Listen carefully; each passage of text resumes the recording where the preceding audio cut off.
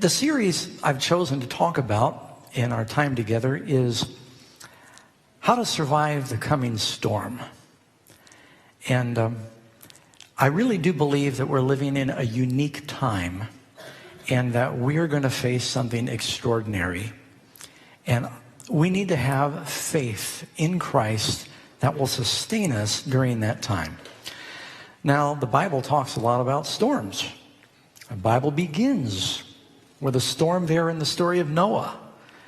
And even as you read through the New Testament in the history of Acts, the book of Acts ends with a storm at sea with the Apostle Paul. And then, of course, you got the storm of Jonah, and two different times when Jesus is on a boat in a storm. And people sense that something's coming. You know, it's interesting, in North America, there has been a boom of sales of what they call doomsday shelters. They even have programs on TV called Doomsday Preppers or Storm Shelters. And a number of companies are developing these storm shelters now, and they're doing a booming business. Some of them are very small fallout shelters or panic rooms. Others are much more elaborate. One man, he's got a company that is, they've bought former military silos in the cornfields of Iowa that are 20 stories deep in the ground. They've been vacated of all the nuclear weapons. And he's bought them, and he's privately getting investors to help him develop them. And the square footage is bigger than a Walmart of what they have down there, to be able to house 900 people for a year underground in case of a nuclear attack or anarchy or a war or, you know, some kind of natural disasters. And you'd be surprised. I think you need $20,000 to make a down payment to secure you a place in this very sophisticated storm shelter. And they're getting the money to build it, because I think sales went up 400% during the Japanese tsunami. And people in the world, these aren't all Christians, they sense that something is happening, something is coming. People are worried about the future. The Bible tells us, Jesus told us, that there are storms in life. And when I talk about preparing for the storm, you know, we talk about storms that will come. There's going to be wars and rumors of wars until Jesus comes, but it seems like some ominous things are happening now. And there are political storms. There are natural disasters that happen. Jesus said there's going to be earthquakes in diverse places. In Luke, he says the sea and the wave roaring. There'll be tsunamis. We're having a drought in California right now. In Sacramento, we have to ration our water. And it's pretty serious. Some of you may have seen this on the news. It's the worst in our history. These things, I think, are getting more intense, and they're coming more frequently. Kind of like labor pains before the baby comes. Sometimes storm comes in our lives personally. You get a shocking phone call or a report from the doctor, and it just brings a storm into your life. Some people might be going through a storm in their relationships. It might be in the marriage. It might be with your job or finances. But we have storms in life. Jesus told us that we can expect that. You know, one of the most important things Christ could say came at the end of the Sermon on the Mountain. And if you look in Matthew chapter 7, for instance, verse 24 and 25, he said, "Therefore, whoever hears these sayings of mine and does them, I'll liken him unto a wise man that builds his house on the rock. And the rain descends, and the flood comes, and the wind blows, and beat against the house, and it does not fall, for it was founded on a rock." In Luke, he says it very similar, but notice the way Jesus words this in Luke 6. "Whoever comes to me and hears my sayings and does them, I'll show you who he is like. He's like a man building a house who digs deep and lays a foundation on the rock. And when the flood arose," notice here Jesus doesn't say if a storm comes. He says, when the storm comes. There's going to be a storm. In Matthew 24, Jesus said, there is a time of trouble coming, such as there never has been since there was a nation, even unto the same time. And Jesus is quoting Daniel chapter 12. At that time, Michael will stand up, the great prince that stands for the children of thy people, and there will be a time of trouble such as there never has been since there was a nation. Now, I'm not saying these things to frighten you. I don't think I'm telling you anything you haven't thought or you didn't know before. Really, my appeal is, how do we react to the storms? How do you survive these storms that come in life? And then ultimately, how do you prepare for the big storm that's coming? You know, I'd like to tonight, each night or each presentation, I'd like to use an illustration or a story from the Bible. And tonight I'd like to talk about the story where Jesus walks on water to the disciples during a storm. You find this in Matthew 14. If you can go in your Bibles to Matthew 14, verse 22 through verse 33, and let's read this together. And I may jump around a little bit to some of the parallel verses. You'll find it in John 6:14. You'll find it in Mark 6:45. Their stories are almost identical, but they give little additional details. Now, this story takes place after Jesus has fed the disciples. Will you pardon me one moment? I'm going to move this down a little bit. There we go. Hopefully you can still hear me. I'm finding that because it's making that little poofy noise when I'm talking, I'm holding my lips up like this, trying to talk over it, and it looks really dumb. So now I can look like my normal self. So this story takes place right after the experience where Jesus multiplies the bread. And the people are so amazed by this. You read in the Gospel of John chapter 6, they're thinking of making him a king. They want to take him by force and make him a king. You know, an army marches on its stomach and they think, here, he can multiply the bread. He's the Messiah. He just happens to be a little too modest. So we're going to help him out and we'll install him as king. Jesus realizes it's going the wrong direction. They don't understand that before he comes like a lion, he's first coming like a lamb. And so he disperses the crowd. He tells the disciples, you guys, I'll meet you on the other side of the sea. Cross the ocean. He told them where to go. He puts them all on the boat and they start to row. It's late in the day and they figure they're going to have to row through the night. And the wind starts picking up. Jesus dismisses the crowd. He tells them to go home, and the power in his voice, they don't argue with him. And then he goes up to the mountain and he prays. And that's where our story picks up. Verse 22, Matthew 14, verse 22. And immediately Jesus made his disciples get in a boat and go before him to the other side, while he sent the multitudes away.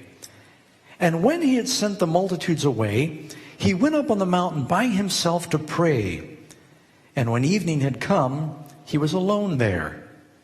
But the boat was now in the middle of the sea, tossed by the waves, for the wind was contrary. This windstorm came down upon them. Now you might be wondering, wait a second, they're doing what Jesus told them to do. It should be easy rowing. Does the Lord promise that when you do his will, he's going to make sure there's no resistance? Or can you expect that even when you're doing what God is telling you to do, you may encounter a headwind? He never promises following him is going to be easy. Indeed, Jesus said, whoever is going to come after me, let him take up his cross. Oh wait, he said, let him deny himself daily, take up his cross and follow me. And Jesus took his cross to his crucifixion. So there's going to be struggles in life. There's going to be storms. Now, if you follow Jesus, you're going to have trials. If you don't follow Jesus, you're going to have trials. There are problems in life, but it's a lot better to follow Jesus when you have troubles than not have Jesus in troubles. You know, God says he sends the rain and the sunshine, that's storms, rain, on the good and the bad. And so everybody's going to have trials in life. But the Bible promises, I know that it's well with those that serve God. It is so much better. I've tried it both ways. I've tried living life without God, and I was miserable. There's no purpose. It's empty. There's nothing in the world that's going to satisfy you. The only thing that gives meaning to life is God. You know, I've been listening a little bit and watching a little bit and reading a little bit, being reintroduced to some of the Australian mindset. And we're pretty secular in North America, but you beat us. I'm surprised sometimes that it's almost as though religion is mocked. And I'm thinking, what do people have? What's the purpose of life? What gets you up in the morning? If you don't have God, what's it for? Power, vanity, good looks, fame? That leaves you empty? Without God, there's nothing. This life is short. We're all terminal. It's only the life that lasts forever that's going to be worth anything. Amen? So, one thing you'll notice is even if you're doing what God tells you to do, you may encounter headwinds. You may encounter storms. The good news is Jesus saw them in their storm, and he was praying for them. Just knowing that he knows what you're going through, it somehow makes it a lot easier. I'm a long way from Karen, but I've got this little device, this program on my phone. My phone doesn't work here, but the wireless works, and I'm able to call her through this wireless program and talk to her. And if I tell her if I'm having any kind of struggle or any experience or tired, just knowing that there's someone out there that can relate to me, that I can relate to, and she feels the same way. She can call and say, oh, Doug, I'm having this problem. The printer doesn't work. And I said, well, I can't fix it from here, dear. But she just feels better knowing that I know. And you should know that if you're in your storm, Jesus sees you. The Bible tells us he was up on the mountain praying by himself, and when evening came, he was alone there. But the boat was now in the middle of the sea, tossed by the waves. Jesus, and you read this in Mark, he saw them going through their storm. Now, the disciples were rowing with all of their might, but they're stuck in the middle. If you read in the Gospel of John, chapter 6, it says they rowed about 35 furlongs. It puts them right out in the middle. It's like 7 miles across. They rowed 3.5 miles. They're right in the middle of the Sea of Galilee, in the middle of the night. They're alone. They're cold. The waves are beginning to wash towards them. And they're beginning to wear out. They're losing strength. They'd had a long day. It's taking all of them to man the oars, and they're not making any headway. They're wondering if they're ever going to reach the other side. Don't ever forget this. If Jesus tells you to do something, he will make it possible for you to do it. Who told them to cross the sea? Jesus did. And even though it seemed like they weren't getting anywhere because they're rowing into a headwind, they need to keep on rowing because Jesus told them to go, and he will make it possible for them to get there. The Lord will never give you a command without giving you the empowerment with his strength and your ability to do what he's asking you to do. If God asks you to walk across an ocean, he will either part the sea, or he'll give you scuba gear, or help you walk on water, but he will make it possible, or fly, but he will make it possible for you to do what he asks you to do. Don't ever stop believing that. Inherent in every command of God is the power to do what he's asking you to do. If the Lord tells you to go, then is it possible for you to go and preach the gospel? Whatever God asks you to do, he will give you the power to do it because he says, you're not alone. I will be with you. Even when we can't see him, he says, I'm with you. So he tells them to cross the sea, and they're rowing. And it says, now in the fourth watch of the night, Jesus went to them walking on the sea. Now, did he do that to show off? You know why he did it? Because he knew they needed him, and he wasn't going to let anything keep him away, not even physics. There's nothing that can keep the Lord from coming to you when you need help. To me, that is one of the most beautiful lessons in this story, is they had reached the limit of their strength. They were becoming discouraged. They were in the dark. They were cold. And just when they need him most, he came. Have you noticed how many times in the Bible it seems like at the last minute God works the miracle? God does not perform a miracle and multiply the bread when everybody's full. He multiplies the bread when they haven't eaten in a long time. God doesn't part the ocean for the children of Israel until the Egyptians are breathing down their necks. It seems like just in the nick of time, God always works a miracle. So he may allow you to experience the force of the storm for a while to strengthen your faith. The Bible promises he will not suffer you to be tempted. Now there's a storm. We've all faced the storms of temptation. Jesus did too, didn't he? He promises he will not allow us to be tempted above that we are able, but will with every temptation, 1 Corinthians chapter 10, provide a way of escape that we may be able to bear it. And you might be thinking, Lord, I just can't take this anymore. He knows what our limits are. And any trial, any storm that he allows to come in your life, he says if we're yoked up to him, he will always give us the strength and the grace. But you need faith. So he comes to the disciples, and, they're tired, it's dark, they're good fishermen. They knew they were approximately somewhere out in the middle of the ocean. And all of a sudden they look out there, and maybe in the moonlight, they see, as the wave lowers down, this apparition glowing out there. And they know it's not a flying fish, because they don't have flying fish in the Sea of Galilee. They're wondering, what is that? And they cry out in fear. Now here Jesus is coming to help them out. And they cry. Something else one of the Gospels says, I think it might be Mark. Yeah, it is. He says, he made as though he was going to go by them. So they're out there struggling. They're doing their best. It's in the dark, and they see him, and they yelp, and he's acting like he's going to pass by.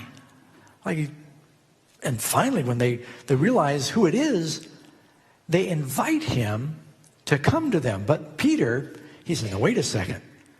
He's the very adventurous one. Peter always, how many of you identify with Peter? He's so human. Peter always says everything he thinks. You don't have to worry about wondering what Peter thinks, because Peter will always say exactly the first thing that comes to his mind. Before he's thinking, he'll say the first thing that comes to his mind. There's only one place in the Bible where you see Peter and he doesn't say anything, and it's when he's being broken out of jail. Several verses go by and Peter's there and he doesn't say anything. But every other verse in the Bible where Peter appears, he's talking.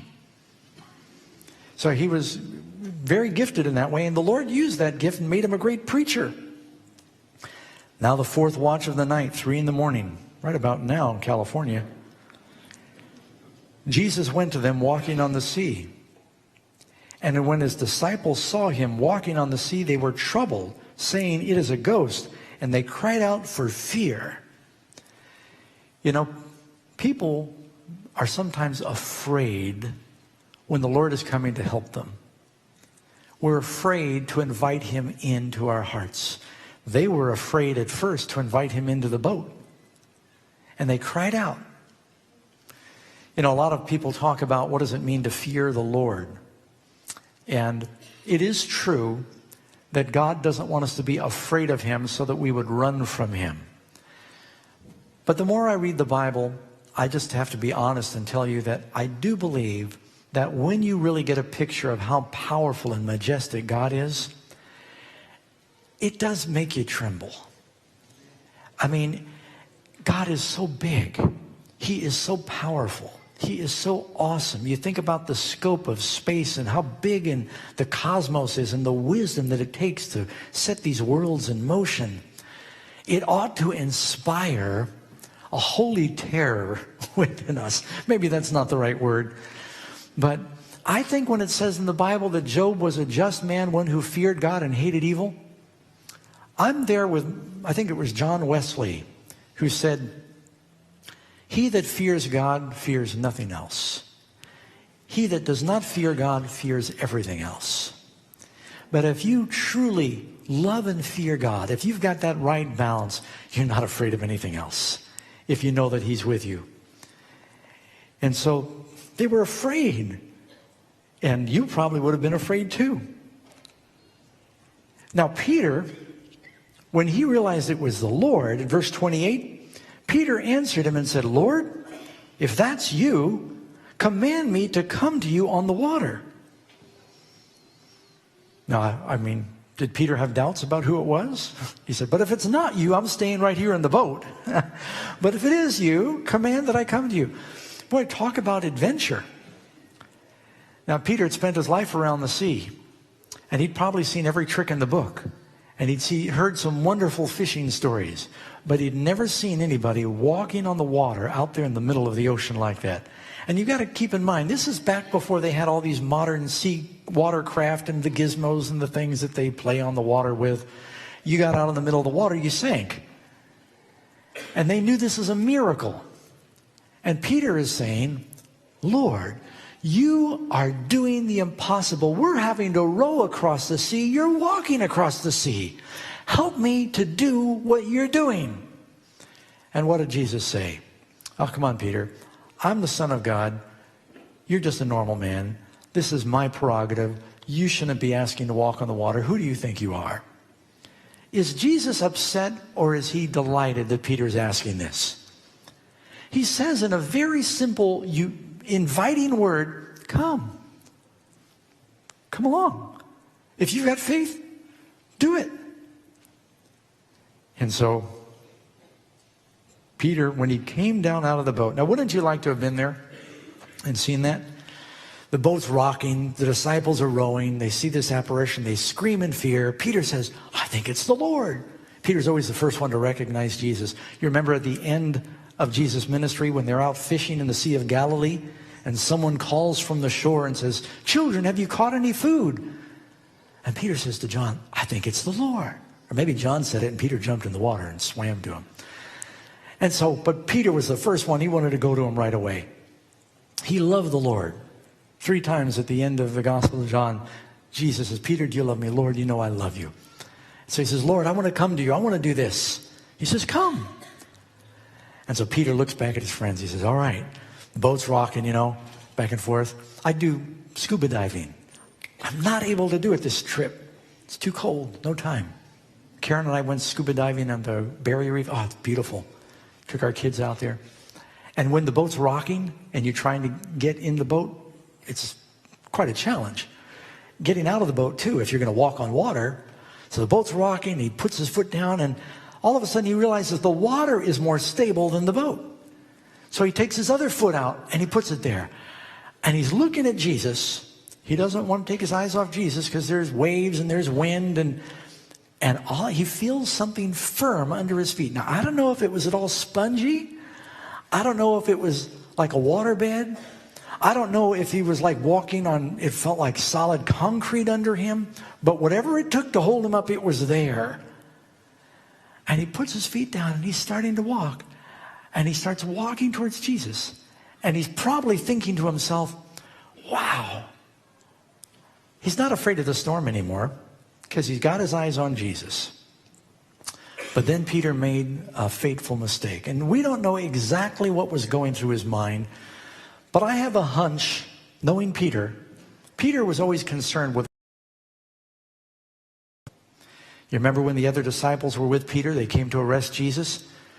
Peter said, "Though all men forsake you, I will not forsake you." When his friends were watching, he was very proud. When his friends were with him, he pulled out a sword to defend Jesus. When all of his friends were gone and a girl starts to make fun of him, Peter changed. He said, "I don't know who he is." So Peter did care what others thought. You can read even where Paul had to chastise Peter in the book of Galatians, because Paul said, "Peter, Before the Jews came from Jerusalem, you were hobnobbing with the Gentiles. But when you saw the Jews came, you were afraid of what they were going to think. And so you stopped hanging around the Gentiles. You're being a hypocrite. So Peter kind of thought, like a lot of us, wonder what people think of me. And he maybe said, I wonder if these guys are getting this on their iPhones. Or he might have flipped around and wanted to take a selfie of him and Jesus walking on the water. But whatever the reason was, he took his eyes off Christ and he looked back. But somewhere between Jesus and his friends in the boat, Peter saw the waves. And everything he had known all his life, all the stories he had heard about fishermen that never came home because of these storms. I've been on the Sea of Galilee. It's a very interesting piece of topography. You've got these tall mountains of Lebanon, and they sweep down into the Dead Sea, lowest place on earth, and they have tremendous windstorms that for the size of the sea, they have very big proportionate waves. And a lot of the fishermen had not come home. And Peter, it's dark. He takes his eyes off Jesus. He sees the waves. He says, what in the world? He looks back at the boat and he realizes how far away. The boat's been drifting further away. And now he's thinking, man, I'm going to lose him if something happens to me now. And as soon as he takes his eyes off Jesus and he starts focusing on the problem, he starts losing faith and he starts to sink. He was looking at the storm instead of looking at Christ. Now, let me give you Pastor Doug's caveman theology of what I think is hidden in this story that is a very important lesson. Being a real Bible Christian is impossible without a miracle. It's just as impossible for you to walk a godly, holy life in this wicked world as it is for you to walk on water. And the only way in this world of darkness that you and I can live godly, Christ-like lives is by keeping our eyes fixed on Jesus. And if we take our eyes off Jesus and we look at all of the sins and the temptations and the storm around us, we're going to sink like everyone else sinks. But if you keep your eyes fixed on Jesus, you can do the impossible. Being a Christian is the greatest miracle in the world, where God can take wicked, selfish, corrupt people, and he can make them loving and pure and holy, is unnatural. It is supernatural. And the only way that can happen is through faith. We are saved by faith. Not only are we saved from our sins by faith, we all know about the grace of God. I hope you do. But we are saved on a daily basis by faith. We are saved from temptation by faith, by keeping our eyes on Jesus. It's the only way we can do it. As soon as you take your eyes off Christ and you look at yourself, you say, I can't walk on water. How did David succeed in killing Goliath? By looking at how big Goliath was? Or by thinking about how big God was? And the only way that we can live this kind of life is by focusing on Jesus. When we take our eyes off Christ, we start to sink. It's a very simple lesson. You know, there was a daredevil, an American daredevil. He was called the Great Blondin. And he was actually from Europe, but he did a lot of his stunts in America.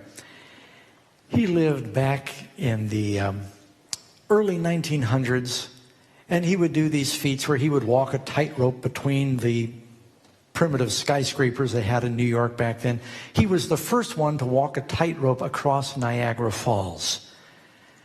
And he did it many times. Once they stretched the cable, it got to be a regular routine where he'd walk across the falls. He did it one time pushing a wheelbarrow. You've probably heard the story.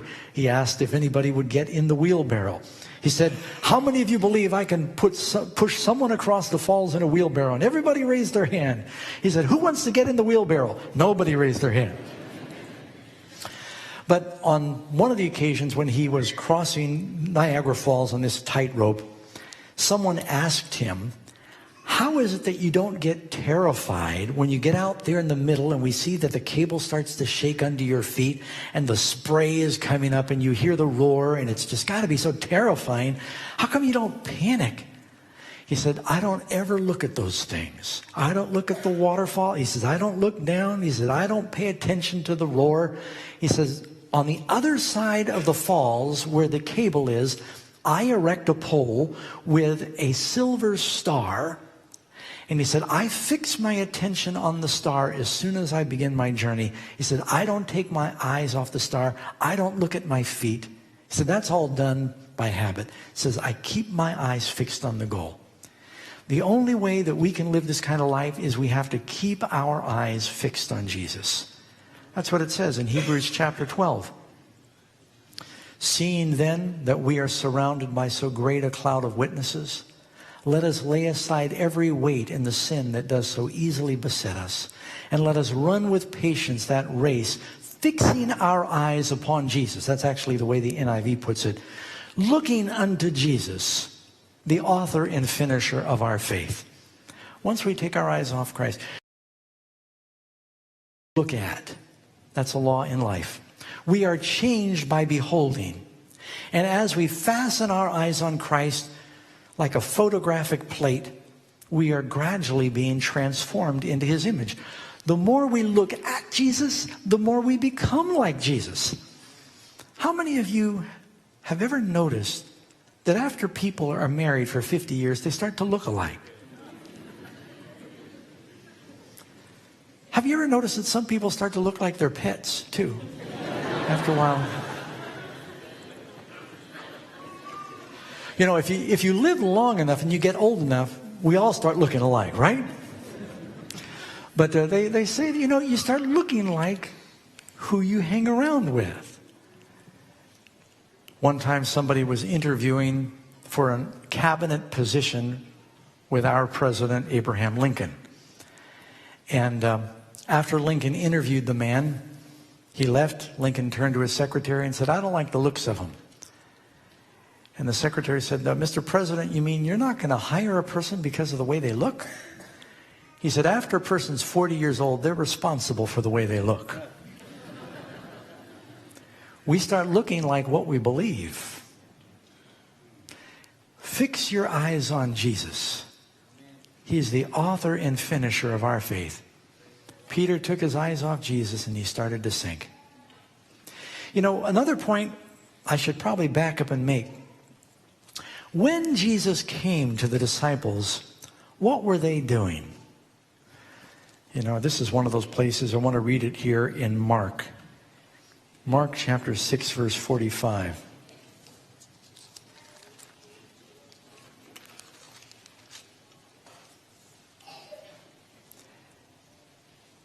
Yeah, it says he made his disciples get in the boat. Verse 48. Then he saw them straining at rowing, for the wind was against them, at about the fourth watch of the night. He saw them straining at rowing. When Jesus came to them, what were they doing? They were out in the middle of the sea, doing all they could to get to the other side. Now, this is another, I think, very important lesson. The Lord was about to work a miracle for them. When he came to them, they were doing humanly what they could do to do God's will. But they were never going to get to the other side in their own strength. They were doing humanly what they could do. Have you noticed how many times in the Bible when God called somebody or when he came to somebody, they were busy doing something? David was taking care of sheep. Amos was gathering sycamore fruit. Gideon was threshing wheat. Elisha was plowing with 12 yoke of oxen. It seems like every time God called somebody, Matthew was counting his money. He was doing something. Every time God called somebody, they were busy doing something. You know, I think there's a reason for that. God wants us to do what we can do with all of our might. Do what lies closest to hand with all of your might. Do what you can do. When God tells you to do something, use whatever human strength he's given you to do your best. And the Lord will come when you're at the end of your strength. He will then supply the strength, but he always expects us. Let me give you another story to illustrate this. 10 lepers come to Jesus. They cry out and they say, Son of David, have mercy on us. They're lepers. They want to be healed. They can't come to Christ because they're contaminated. And Jesus gives them an odd command. He says, go and show yourself to the priests to make the offering for cleansing from leprosy. Well, they could have argued with Jesus and said, Lord, heal us first, and then we'll go make the thank offering for cleansing from leprosy. But they didn't argue with Jesus. They went to obey and to do what he said for them to do. And the Bible says, in going, they were cleansed. As they began to take the first steps to do what the Lord had told them to do, then God activated his power in their life. Something very important about these messages this weekend, it's all based on the wise man building on the rock. You know what the difference is between the wise man and the fool? Both build a house. Both encounter a storm. The storm comes to the wise man. The storm comes to the foolish man. Both the wise man and the fool hear the words of Christ. The only difference Jesus makes between the wise man and the fool, he says, the wise man is he that hears these words of mine and does them. In other words, they are acting on their faith. When Jesus said to Peter, come to me, Peter said, okay. As soon as he took the first steps, he was able to come to Christ. You know, that's the power of faith, to do remarkable things like that. There is no limit to what can be done through faith. You know, what the Lord wants from us more than anything is faith. Without faith, it's impossible to please God. He that comes to God must believe that he is, and he's a rewarder of those that diligently seek him. Interesting that he would put the word faith next to the word diligently seek him. The way you show your faith in God is by diligently seeking him. You can do anything with faith. Jesus said, all things are possible with God. Do you believe that? The angel told Mary, all things are possible with God. Nothing is too hard for God. How can a rich man get into the kingdom? Jesus said, with man it's impossible, but with God all things are possible. How many of you have heard of the placebo effect? You know what I mean by that?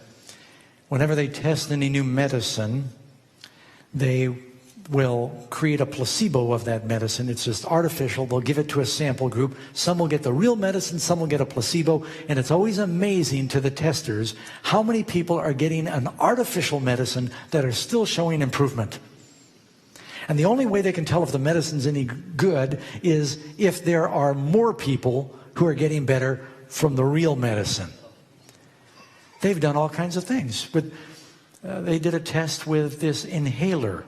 It's a bronchodilator. You inhale when a person felt asthma attacks.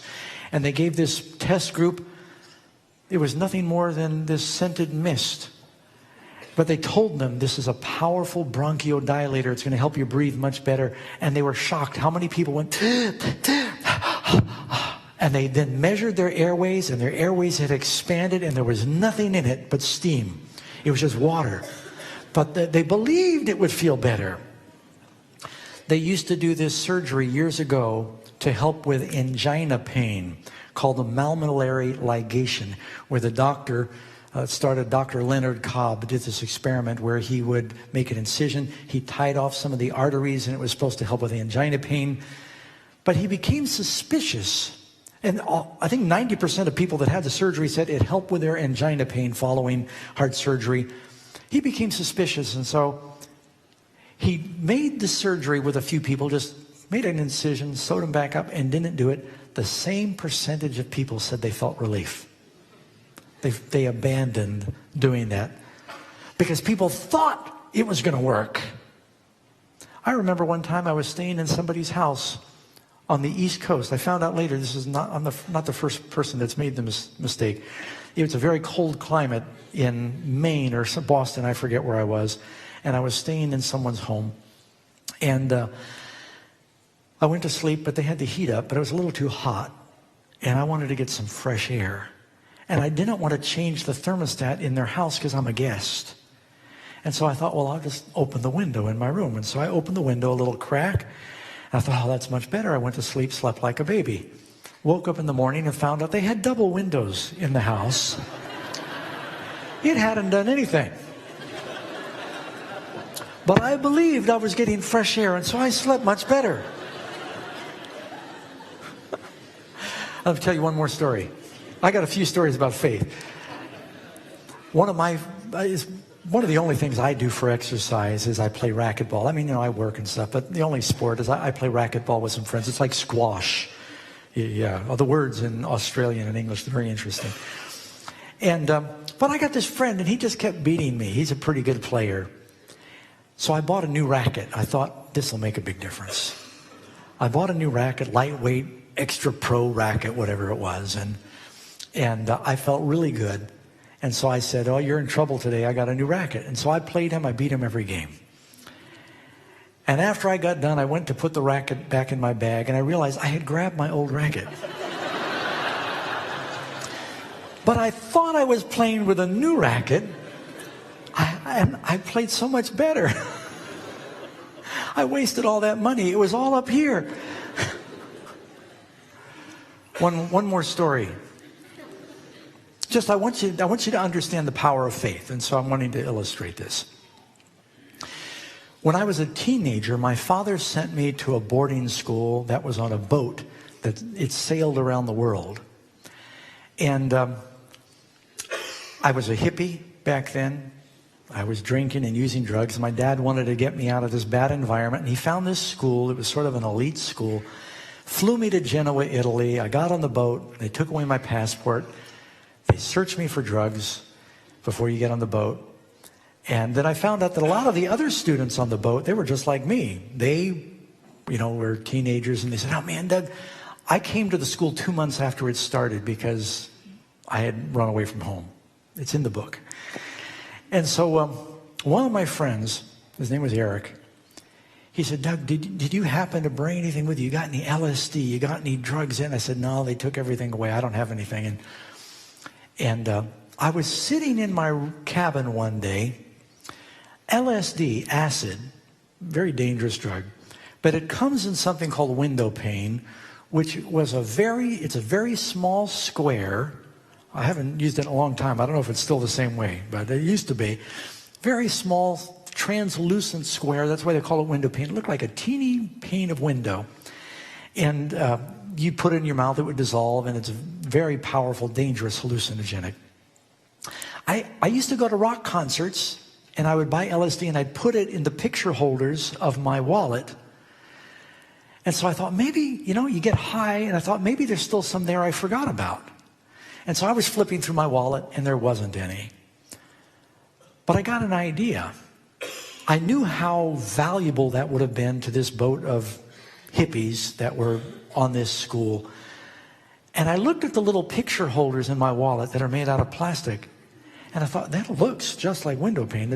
So I got a scissors, and I cut a couple little plastic squares out of the picture holders in my wallet. And then I was terrible as a young man. I was a terrible young man. And then one of my friends, Eric, I said, Eric, come in my room. He came in one day. I said, you're never going to believe what I found in my wallet. And that's true. I did find it in my wallet. I said, I found 2 hits of LSD. He said, oh, man, what do you want? I'll give you anything. What do you want? Now, the medium of exchange on this boat was we traded candy bars. And they had these jumbo Snickers candy bars. Because when you're on a boat in the Mediterranean, you can't get this stuff, and at least back then.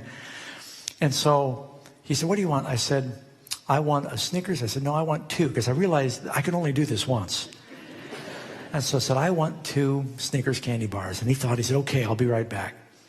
He came back, and he said, can I have the other one? He said, no. I didn't want to seem too anxious. So I said, no, I'm going to hang on to one. And so I gave him this little plastic sliver is all it was. And as he was leaving the room, and I said, now, Eric, this is the new kind of LSD. Said, it doesn't dissolve very fast, so just swallow it. And so I said, yeah, all right, no problem. He had already taken too much LSD, so he was easy to fool. And so he left my room. I ate the candy bars because I thought, he's going to come back later and want his money back. The next morning, he came pounding on my cabin door, and he came in and said, yeah, what? He said, that LSD you sold me? I said, yeah. He said, I took it. He said, nothing happened. I said, well, I had all my excuses already, I said, it's been in my wallet a long time, and he said, nothing happened at first. So I fell asleep. He said, but I woke up that night. Oh, man, what a trip. And he starts describing all these hallucinations that he saw and all the places he went. And I go, yeah, wow. And he left my room. I took the other one. Because I thought maybe there was some hallucinogenic properties in wallet sweat or something. Nothing happened to me. But I never forgot that story because I thought it was in his head. The power of suggestion. Now, we are not saved by faith in faith. We're not saved by some self-deluded, deception where you just say, I have faith and so I'm going to save myself. I'm just trying to tell you that every time Jesus healed a person, Jesus never said, my faith has made you whole. He never said that. He said, your faith has made you whole. God, the Bible tells us in Romans, God has dealt to all men a measure of faith. Every man and woman has faith. You're in this building. You got faith it's not going to fall down. You got faith that the people driving down the road, their brakes are going to work. And you're using faith every day. I've seen Seventh-day Adventists at potlucks. Is that what you call them here? Fellowship dinners? I know you've got faith. People go through the line and they eat, so they don't know who cooked it. They don't know what's in it. And they get a double portion. Isn't that right? Yeah, we live by faith. We all have faith. The question is, do you have faith in God? Will you direct your faith at God? When Jesus says, come to me, when he says, believe in me, he means trust him. He wants us to take that step. He wants us to row. He wants us to walk. He wants us to do what he's telling us to do. And he promises that if we are doing that, that when he comes, that we're going to survive the storm. Just following him day by day. One of the wonderful things in this story, it tells us that, and you got to turn to the Gospel of John for this one. John chapter 6. Matter of fact, I'm going to read the whole thing, verse 15, John 6, verse 15. Therefore, when Jesus perceived that they were about to come and take him by force and make him a king, he departed again to the mountain by himself alone. And when evening came, his disciples went down to the sea. They got on a boat. They went over the sea towards Capernaum. And it was now dark, and Jesus had not come to them. It's almost stated here like the disciples were surprised that he had not come to them sooner. I wonder if that applies to today. Then the sea arose. See, it wasn't that big when they first began their journey. But after they began their journey, the sea arose. Any of you ever looked out at the sky early in the morning and thought, oh, it looks beautiful. I don't need a jacket. And then something changed that day, and you were wishing that you had been more prepared? Grandma always told you, bring a coat just in case, right? You know why? Because Grandma got caught in a few storms unprepared. And so while they're crossing the sea, the storm comes. The sea arose because of not just a wind, a great wind. It was blowing. So when they had rowed 3 or 4 miles, they saw Jesus walking on the sea, drawing near the boat, and they were afraid. John leaves out the part about Peter.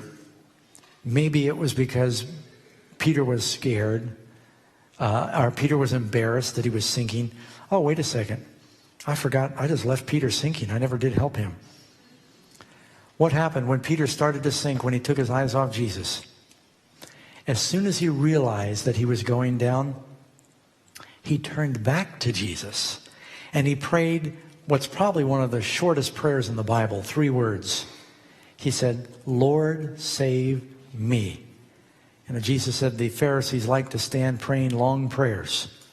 Your long prayers should be alone at home. Short prayers should be the public prayers. You know what makes your prayer effective? Your desperation, your sincerity. How sincere was Peter when he was going down? He was dying. He was drowning. He realized he had made a mistake. He took his eyes off Jesus. He knew what he had done. And he said, Lord, save me. And as soon as he repented and confessed of his sin, as soon as he called out for help, Jesus immediately put his hand down. He took Peter and he lifted him back up, and together they walked back to the boat. Isn't that good to know that even if you make a mistake and you take your eyes off Jesus and you start to sink, you can turn back to him and the Lord will reach out for you? But is it important to pray and ask for help? What would have happened if Peter didn't pray? Well, the Lord probably would have grabbed him by the hair. But if I didn't pray, he wouldn't have got my hair. I would have been in big trouble. Did I mention what time it is in California? And so they went back to the boat together. Now, John leaves that part out. John simply talks about the other miracle that's very amazing. It says, so when they rowed, and they're out in the middle, 3 or 4 miles, they see Jesus, they were afraid. He said, it's I, do not be afraid. Then they received him willingly into the boat, and immediately the boat was at the land where they were going. Jesus came to them. They're out in the middle. They're straining at the oars. When they received him, immediately a miracle happens, and they're at their destination. You know, to me, I think this is a story of how we survived the storms. Is we've got to turn to Christ, like Peter when he was sinking, like the disciples in the boat out in the middle of the storm. They turned to Christ, and when they turned to Christ, he came in. Now, does the Lord save us from these storms just for ourselves? Why did Jesus send them across the sea? It wasn't just to get away from the crowd. They were going to Capernaum to preach to another crowd. Why did Jesus save Jonah from the storm? So he could share the good news with someone else. Every time we go through a storm, the Lord is preparing us to reach other people. And I thought these messages would be very important, is not just to excite us that we're living in stormy times and how can you save yourself. Does God want us to spend $20,000 and buy a doomsday bunker? Is the message for the church, go hide in the hills? I remember during Net 99, now, I don't know if any of you ever saw that program we did in New York City, 15 years ago. That was one of the most exciting experiences of our life. Matter of fact, we had 12 amazing facts evangelists doing meetings all over New York City. We went to the top of the World Trade Center, and we had a feeling something ominous was coming. And I've got pictures of us all on top of the World Trade Center praying over New York. And of course, you know what happened there about a year and a half later. But the city was in such an uproar. It was millennial fever. Everybody was talking Y2K. Do any of you remember that? They thought the world was going to end. And Hillary Clinton was running for the Senate. And the New York Yankees, well, that's one of our big baseball teams, was playing against the New York Mets. So here you got 2 New York teams in New York playing against each other for the World Series. They got the New York Marathon. Millennium is about to go to the year 2000. And here we are downtown preaching the gospel. It was so exciting. But I had a lot of friends, and they said, Doug, it's the end. The big tribulation is coming. And I'm not kidding you. Some of these people, they cut up their driver's license. They went out into the hills. They got off the grid. They bought all this food. They hunkered down, waited for the world to end with Y2K. Little by little, some of them came crawling out of the woods. And They wasted years, some of them. They wasted money that they could have been reaching souls. And that's not why God is telling us a storm is coming. He's not wanting just for us to think about saving ourselves. The reason Jesus saved the disciples from the storm is so they could continue to preach the gospel. Isn't that the reason that we exist? So preparing to get through the storm is not just about you. It's about God wanting to use you to reach others. The church is not supposed to be a cruise ship. It's supposed to be a lifeboat. And if Jesus is in our boat, when they receive Christ in the boat, they were at their destination. You know, that's the problem in virtually every church, is it's just focusing on Christ, receiving Christ, inviting him to be in charge, to take the lead, making him the center. So many of the other storms is when we're trying to do it on our own. But when we really surrender to Christ and invite him in, that brings us to our destination. Maybe you're going through some kind of storm. All of us have storms. We got a phone call a number of years ago. Pastor was asking me how many children we have, and I'm never quite sure how to answer that because we used to have 6 children. We now have 5. And our oldest son, I was doing evangelistic meetings in the Philippines. I woke up early one morning, and my mother-in-law called and said, Mike has been in a terrible accident, and he's in the emergency room. And got a phone call a little later, called the hospital, did everything we could to find out what was going on, and they said he didn't make it.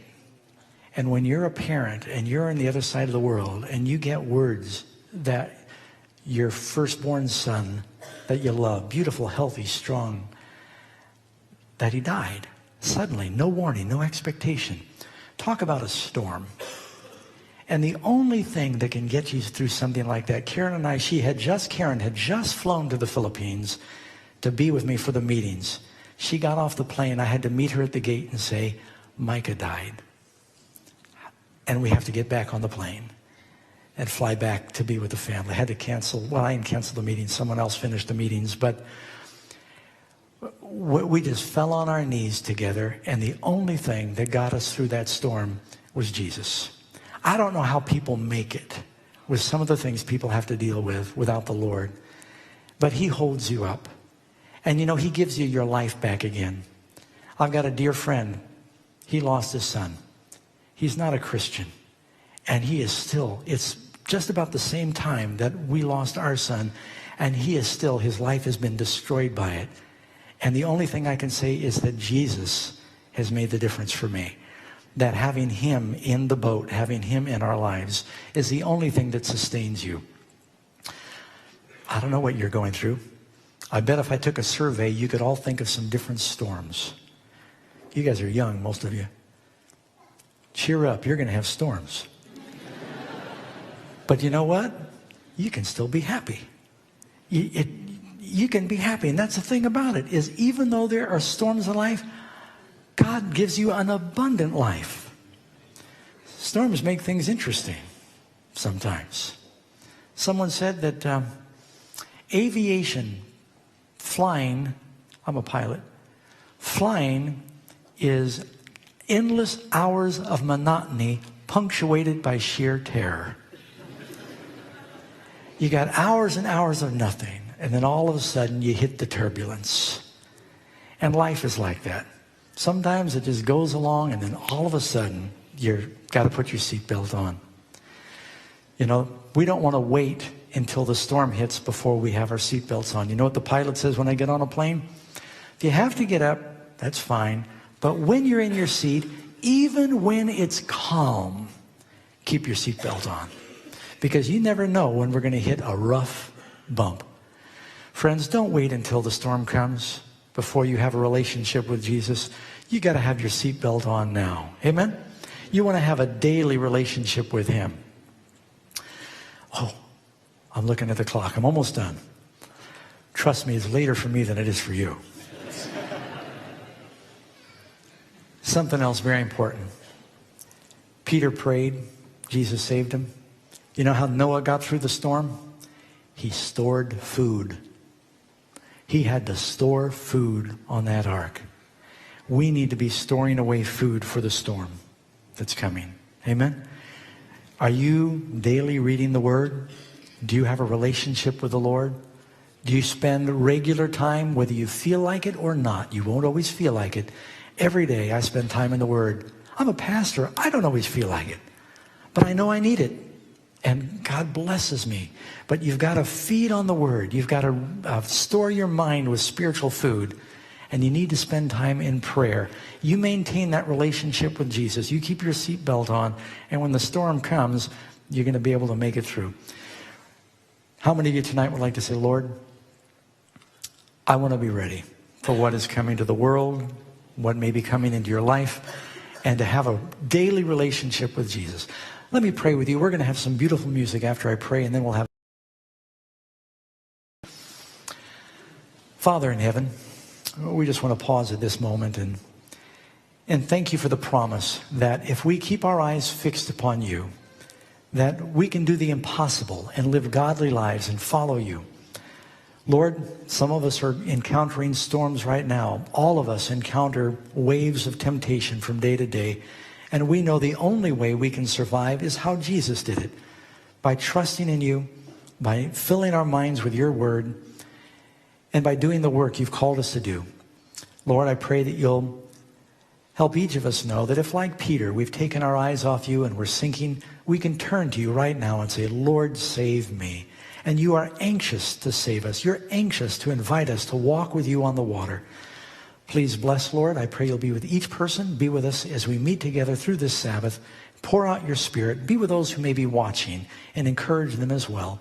We thank you and ask all this in Christ's name. Amen.